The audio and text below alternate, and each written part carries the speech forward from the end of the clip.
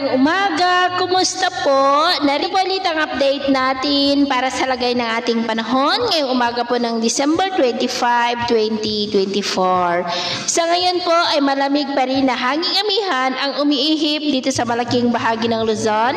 Easterlies naman ang umiihip sa Visayas at Mindanao at nagpapaulan pa rin ang shear line dito sa may Southern Luzon. At sa labas ng ating area of responsibility, ang dating bagyong si Romina ay lumakas na at tinawag sa international name na Pabuk, pero wala na po yung epekto sa ating bansa. Kumikilos na po palayo pero nakahatak po nito ang hanging amihan. Ating pong long range forecast ay wala naman pong bagyo na nakikita na tatawid dito sa ating bansa hanggang sa matapos ang taon na ito, pero may tsansa pa rin ng pamumuo ng mga sama ng panahon sa silangan na ating bansa at ang development ng mayan ang ating babantayan kung matutuloy o hindi.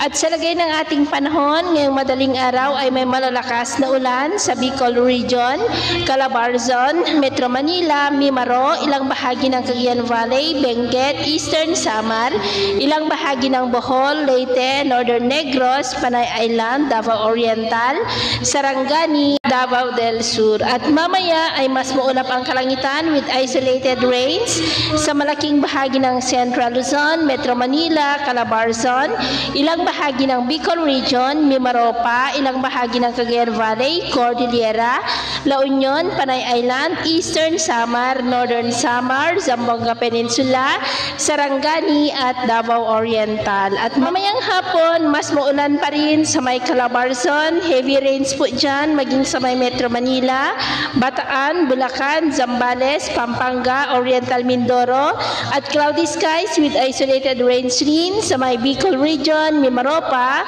ilang bahagi ng Eastern Visayas, Central Visayas, Western Visayas at Mindanao.